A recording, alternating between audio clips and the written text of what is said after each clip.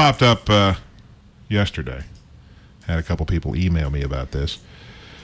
But there's an email that went out over the weekend. Okay.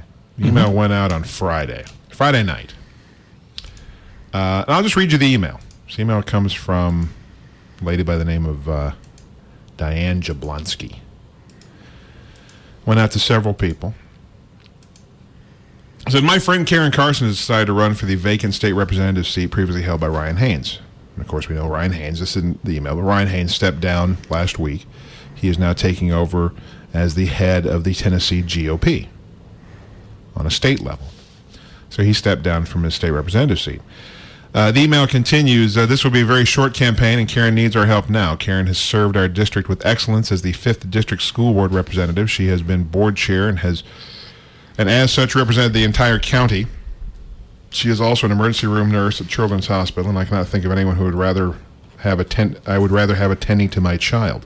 Her knowledge of a broad scope of state issues is beyond most other candidates. I implore you to support her efforts by sending a campaign donation to Karen Carson for state representative. Please be generous. Your donation of $100, $200, $500, or $1,000 can be a huge difference to our area. Karen is still in the process of establishing her campaign, but you can send your donation to me, and I will make sure that her campaign gets it. And then she gives her address. It's all well and good. It's a private email. It's not Miss Carson, who's not announced yet that she's running for anything. There's no election, or there's no campaign even set up. It's just apparently a friend wanting to collect money for them. The problem is this comes off as a bit... It comes off in this weird little gray area because state law, and it was sent to people saying, hey, they've broken law. Well, they haven't really, because it's not the person running, nor is it a representative of a campaign or even a campaign set up at all saying that we're going to do this. Because state law says that you have to have election law says you have to have a treasurer in place, announced treasurer in place, before you start collecting finances for a campaign. The appointment of a political treasurer statement must be used to appoint a political treasurer as required by the Campaign Financial Disclosure Act for state and local candidates and single candidate political campaign committees. A state candidate may not receive or expend funds for an election until a political treasurer has been appointed for that election. So this money cannot go to her or a campaign. There's not even a campaign being announced yet. We don't even know for sure when that election is going to be held. I mean, he just stepped down last week. So again, the law states there has to be a treasurer appointed first before any money is gathered. So again, this isn't because there's no campaign, and this is not an email from the person running. This is a friend of the person saying, "Hey, give me your money," and then when they set everything up, I'll send it to them. So again, it seems a bit like you're sidestepping the law. It seems a little bit like you're putting the cart before the horse. A little bit, yeah. Okay. And the problem is when I first heard about this and it was sent to me and I looked at it and started digging around myself, what it brought to mind was the whole Christy episode. Right. With Pam Traynor. Remember Pam Traynor? Mm-hmm. She was kind of undone by her friend Christy going around and grabbing, newspapers out of a school because she saw somebody else's ad on it. And then took all these papers, which basically was violating the law. It was constituting theft. You know? And again, it wasn't the person, but it was a friend of the person. And then she also sent out these emails. Just ridiculous. So now you got this person, a friend of a person, sending out emails. School board members, potential candidates for anything, get your friends under control. Tell them, look, you need to, this is a very delicate thing. There's a lot of campaign issues and laws. Let me take everything one step at a time before you start sending out stuff like this, because it just makes it seem very unseemly. It seems very iffy. Second hour done. We'll see you on the other side. The Carson story that we just talked about. Can we at least please get one, what are you talking about? Come on, Barry North. Oh. we mentioned that. What are you talking about? Well, we're talking about your friend sending out an email over the weekend asking for money for a campaign that hasn't been announced yet, for an election that hasn't been announced yet, for you running for something that you haven't announced yet as either. So you need to get your friend under control. I don't understand why somebody would send money to Diane Jablonski. Because she promised she'll give it to somebody else. That makes no sense whatsoever. I've got an email here saying that if I send my, I don't have to send money. All I got to do is send my my checking information, my account information to a lovely Nigerian prince, and he'll actually share part of his family's wealth with me. And I believe I also get a blood diamond to keep. I'm not sure, but all I got to do is I don't have to give him money. Yeah, it's a private email. It's not illegal. It just feels like it.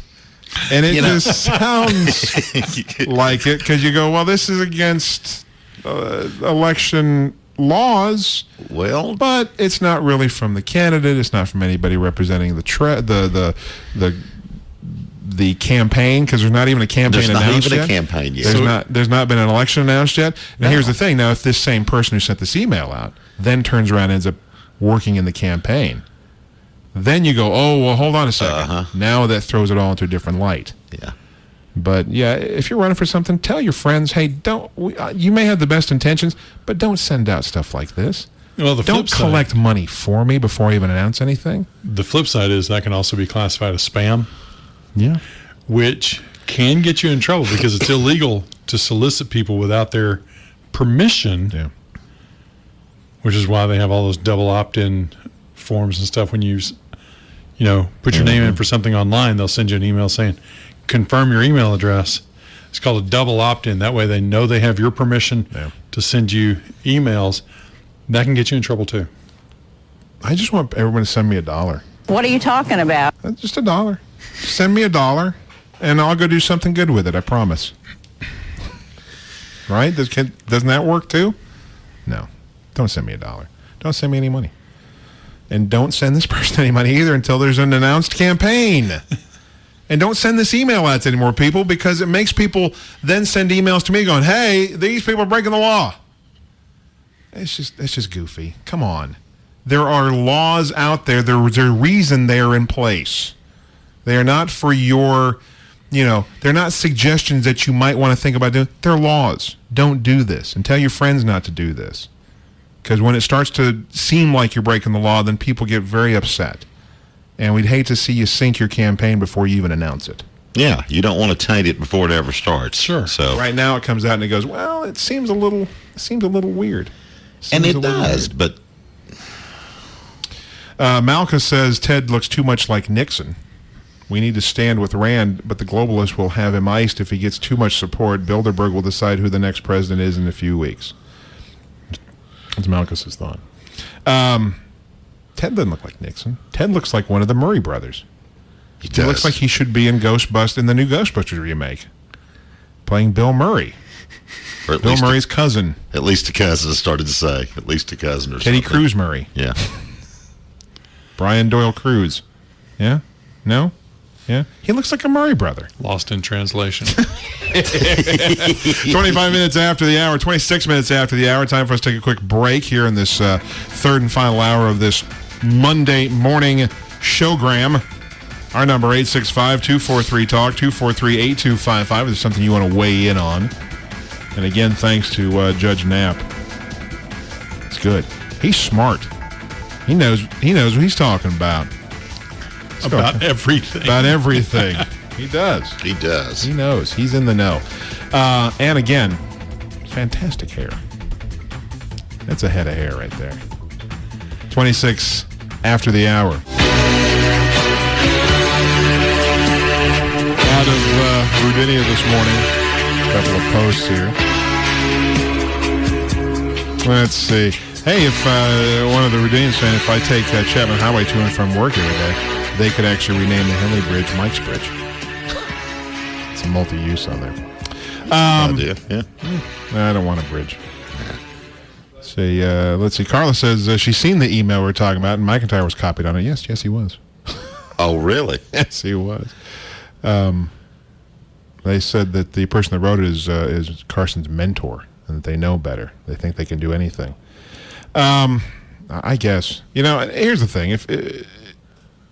if you're there on the school board and your whole focus and everything you said you're trying to do is to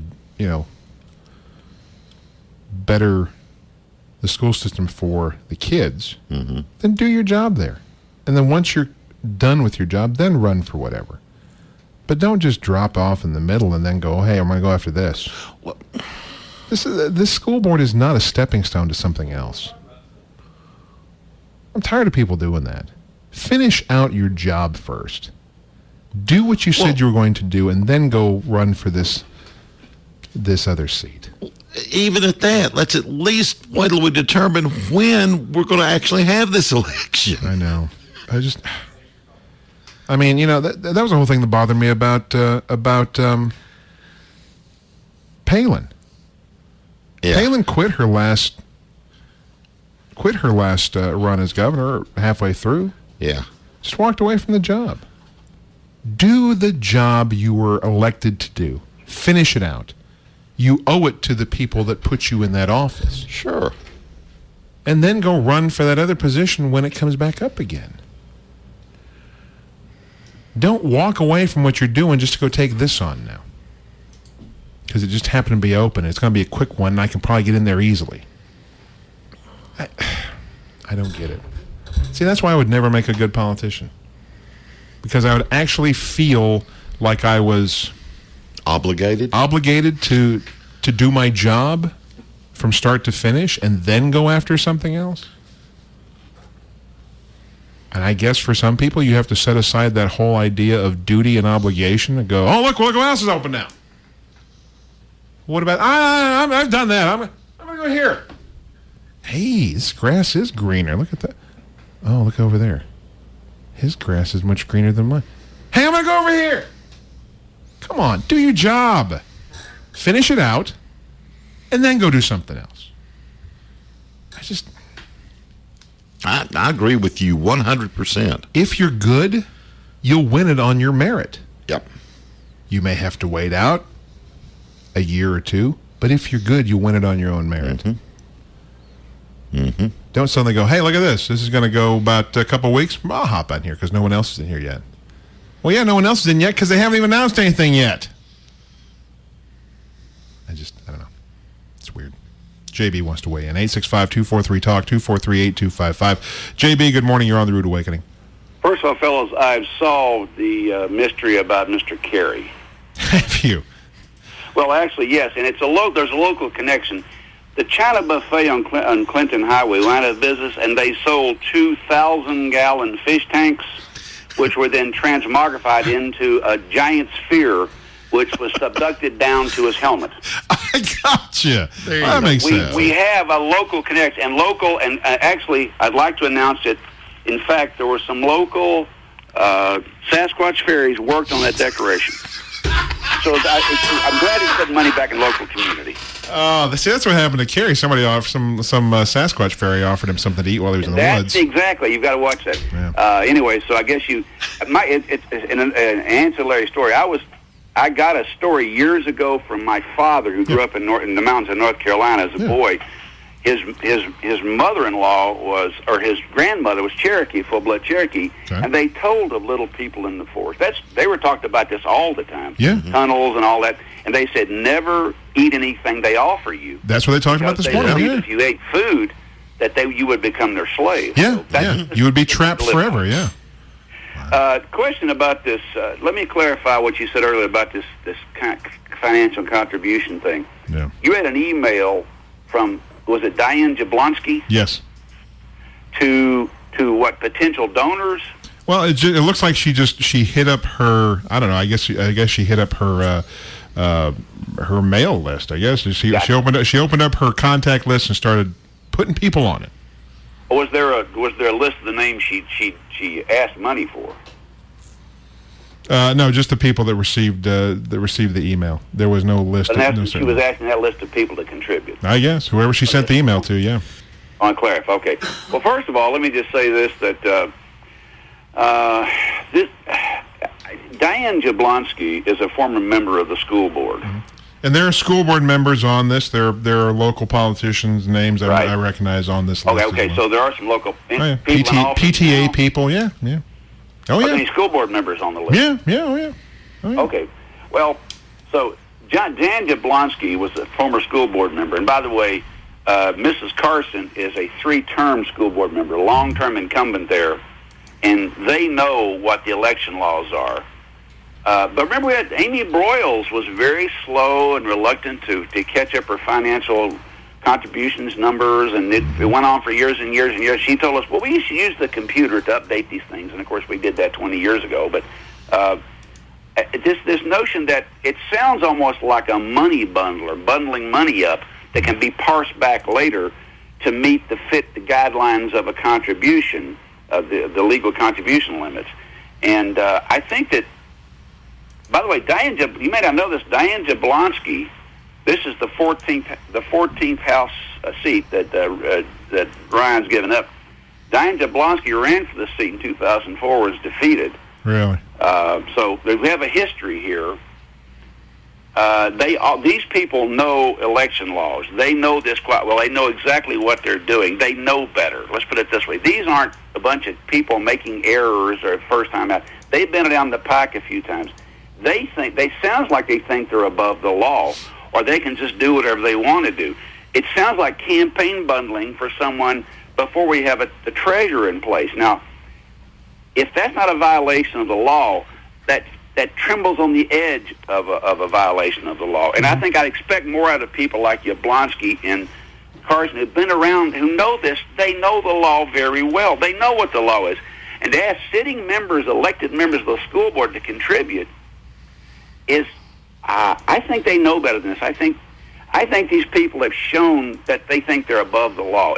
That's all I can imagine. They think that the law is for other people, not for them. Well, JB, you and I both, and you and I both think the same thing. When you read this, it seems very unseemly. It seems very kind of, there's a lot of questions, a lot of gray area. But, the way they've gone about it, anybody that, to the letter of the law, they're going to say, well, look, it's just a private citizen asking some of her friends to give her some money, and then when they announce everything. So they've gone around it in a way that you can't sit there and say, well, they've done this, because you got to assume a lot of things that they know this and they don't, and they can claim that they didn't.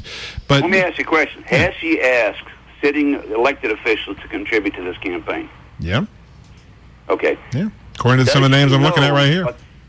Does she know what the election laws about having a treasurer in place? She knows those laws. Clearly, she and Carson both. But see, that's the thing. Well. I can't say she knows that because I don't see in her brain. Well, she certainly run for office. Well, yeah, sure she has. But to say, well, they know this. Most of the law.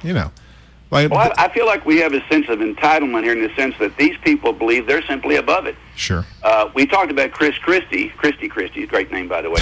What she did was pick up a bunch of, focus papers that the article she didn't like, but also she tried to gin up a phony ethics charge against Mr. McMillan.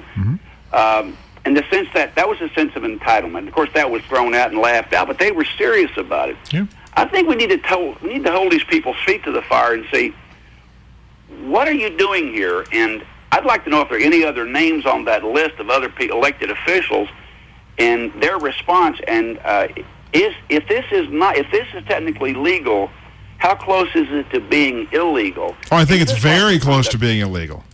I think, and Michael, these people know better. Jablonski and Carson are very smart people. They've been around. They know better than this. You would hope they do. I'm concerned about this. This doesn't bode well. Maybe they really want to have a friendly member down in the state legislature to work for Mr. McIntyre and the Broad Foundation. I guess, according to one of our posters this morning, is that McIntyre was copied on this as well. McIntyre was copied? Supposedly, he received a copy of this email as well. Wow. But again, he's not on the list of addresses I'm looking at here on this one. But I'll say one thing: they're audacious and they're bold, and they act like they don't care. They seem as if they're not bound by the laws like ordinary citizens. That's the appearance it gives to me. Fellas, thank you for reading this. I think we need to. I'd like to hear more about this. I'd like to hear these people respond and say, is this proper or improper? We've already seen campaign contributions from out of district by district number 2 in a lot of money. In my opinion, those are my words. We have seen misconduct against Mr. McMillan and by these other folks on the board. Now we see this, and I wonder, do these people think that they have entitlements which allow them to do things which are at the very least improper, maybe illegal because of who they are? No, this isn't going to work. Thanks, fellas. Well, thank you, JB. We appreciate it. Yeah, and again, you know, are you going to sit there and say the letter of the law? No, they know it well enough that they were able to skirt around it. But boy, that toe is just right on that line. And you got to wonder if maybe not a toenail tipping over that line just a little bit. It does. It comes. If nothing else, it comes off as very unseemly. Mm-hmm. It comes off as very. You just look at it and you read it and you go, "That's just." There's something not right about that. It doesn't feel right. It feels like it's. Hey, we're gonna whisper all this stuff off. Don't tell anybody, but. You know, it's just. It leaves you with kind of a bad taste in your mouth. A little bit of a pang in the hollow pit of your stomach that there's something not right about it, you know. And yeah, JB's saying, look, they're very smart. They've done this a lot of times. They know the laws. You would hope they do. But what's the first thing that happens in a case like this? If it ends up going any further, is that we didn't know, we weren't sure, we didn't know. I'm not running, and she didn't know I was doing this. I just did this as her friend. I didn't know. Suddenly, the smartest people in the room claim all the ignorance that there is. I didn't know. Just didn't know. Sorry. It's my mistake. Oopsie. But is it the sense of entitlement that JB talked about? It seems like it. It kind of drips from the page. That this is ours. We're going to do whatever we want with it. So let's pool our money together now and let's put somebody in a seat. Seat's not even cold yet. So, I don't know. We need to go ahead and take one more break. Ah, yes. His boo is at such a high pitch. Doesn't scare anybody. One of the complaints we heard this morning from Michael Jackson's ghost. I hate when that happens. Yeah. He's louder than Casper. He is. Casper Weinberger? Oh. Let's see. Gregarious said, if I'm not mistaken, ignorance is not a defense. No, but they'll just say that here's the thing. They'll just say that they didn't break the law because they are not connected with any campaign. It wasn't the person running. They'll just say, I didn't realize that there was this in place and that it seemed like it was illegal. That's the problem. You keep coming up with these things that just have this appearance of impropriety. Is the only way I can describe it. It has an appearance of impropriety. And when it has an appearance of impropriety, guess what? People are going to go, hey, what the hell's going on? Why are they being allowed to do this? And you dig through and go, well, that's not really improper, but it could seem that way. Why would you even want, as a person running for a position, why would you even want the appearance of impropriety before you even announce anything? You think you would want to do everything you can to avoid that, but I guess if you feel entitled that it's yours anyways just to take, you can do whatever the hell you want to do, right? I don't think "we don't mind smarmy" has ever been a winning campaign approach. I don't know. Speaking of appearance of impropriety, our buddy Mike Danilla on Screams from the Porch Friday.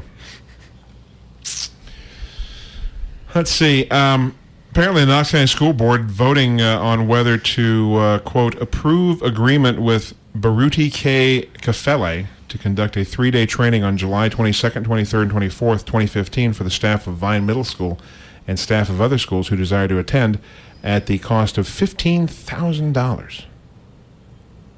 He said, now here's the catch. It's on the consent agenda, which is Latin for rubber stamp. Mike goes on to say, now I'm sure Mr. Kafele is a good dude and means well. He's got a fancy website, and he gives the link on his on Screams. He likes to refer to himself as, quote, Principal Cafele. Mike says, I like that. I'm going to start calling myself Reporter Mike. Anyway. I want to be known as Senator West. Hey, will you? Producer West. Senator West. Senator. Can I be Governor Mike? There you go. It's worked before. Governor Howard. Governor Howard. It says, anywho, according to the contract agreement that the board will be asked to approve, and he's got a link there as well, Cafele will, quote, provide educations with specific strategies within the, quote, Closing the Attitude Gap program and framework for closing the attitude gap toward the ultimate elimination of underachievement in their classrooms and schools. He'll also be talking about the, quote, changing the intentionality of excellence, whatever that means. And all for only $5,000 a day. Mike says, there you go. Money well spent. $5,000 a day. Changing the intentionality of excellence. What the hell does that mean? I don't know. In fairness. Hey, we got sales. Hey, Ranieri. Mike Ranieri. Yes, sir. You're in sales. Can you help me change the intentionality of excellence? It has something to do with the rotation of the earth. It only costs $5,000 a day. $5,000 a day to change the intentionality of excellence. You can't even say it, let alone know what it means. However, the speaker does incur costs because, according to the contract, the speaker will pay all of his travel and lodging expenses, including meals, and the speaker shall make arrangements for his travel and lodging. Well, for $15,000 for 3 days, I hope so. I hope that doesn't include, an open checkbook to go eat and stay wherever you want. I hope he covers his own cost. Well, it also includes the ability for him at the back of the room to sell his books. Oh, of course it does. So he gets to do 3 days of training. Well, that helps cover the cost of the food and the lodging, I guess. / advertising. And his merch table. Yes. Good Lord. $5,000 a day. I will be giving a talk on changing the intentionality of excellence. I'll be doing it for only $1,000 a day. And I'll cover my own stay. But I can only do it within a 50-mile radius of my house. So there. There you go, Mr. Cafele, I've just beaten you by $4,000 a day. You can hire me. And I'll give you a talk on changing the intentionality of excellence. What does that mean? Can I do it by phone? Sure. That's only $500 a day. Oh, okay. $1,000 I'll do it live. $500 I'll do it by phone. Okay. I'll change your intentionality of excellence. That's interesting. Is there not a better way to spend $15,000 for education? I would certainly like to think so. I don't get it. Provide educators with specific strategies within the Closing the Attitude Gap program and framework for closing the attitude gap toward the ultimate elimination of underachievement in their classrooms and schools. End quote. The underachievement. Closing the attitude gap. The attitude gap. I think the only attitude gap there is the attitude between some people in the school system and what their attitude towards spending other people's money is. There's the gap. Someone needs to close that gap. There's the attitude gap I see. Sounds like Broad Academy speak. I mean, here it is. It's not your money to spend. It's taxpayer money. $15,000 for somebody to come here and talk about closing the attitude gap program and framework. For closing the attitude gap. There's a gap between the understanding of education, taxpayer money. You need to be good stewards of it. There's big gaps right there. That gap needs to be closed. Our number 865-243-TALK, 243-8255. A few minutes left to go. Let's go ahead and find out what Elaine has this morning. Good morning, Elaine. You're on the Rude Awakening. Hey, good morning, guys. Hey. I just wanted to just briefly say that this third time that Ms. Carson ran for school board. I ran against her, and I know that Mrs. Jablonski was appointed her treasurer. Mm-hmm. So they're very much well aware of campaign election finance laws and kind of the proper ways to go about those things.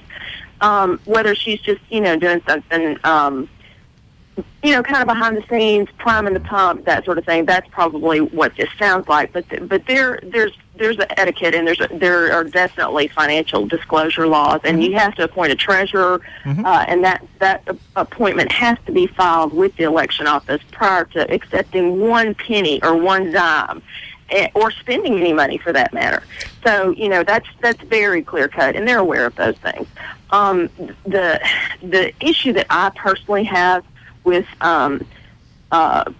Ms. Carson on the school board was she was my school board representative for 2 terms prior to me running, and I have 3 children, and one of my kids has type 1 diabetes, and so even before my son even entered the school system, I had been advocating for a nurse in every school, and Ms. Carson works for Children's Hospital, and this is something that I was always told that there was no money in the budget for, that there was never, enough money for a side-based nurse in every school. And as a parent, in some certain cases, in certain medical situations, you want a nurse there present.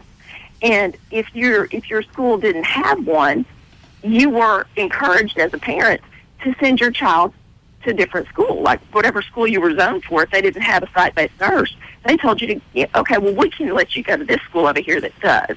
Well, for me, with 3 kids, that's logistically, that can be, it's very challenging. Sure. And so, over the years of hearing this same mantra of no money, no money, no money to do that, but yet they've built numerous schools. They've put an SRO in every single school. And for me and my family, the security issue of my child being injured or having some sort of medical emergency is much greater than needing an SRO there. And so that's where I have a real conflict with Mrs. Carson, who is in Children's Hospital and understands the medical needs of students and the challenges that we face as parents and as families. And I haven't seen her be a strong advocate for that. And that's been incredibly discouraging. And that's one of the reasons that prompted me to get into politics and run for office, because I kept hearing that. Well, we don't have the money. We don't have the money. Well, but they've found the money for other things. They've found the money for certain programs for the IB program at Beard Middle. They found the money for that, but they haven't been able to find the money to put a nurse in every single school that would absolutely benefit not only our students, but those teachers that have, medical issues as well. Sure. Well, you got $15,000 being asked for a 3-day seminar from Mr.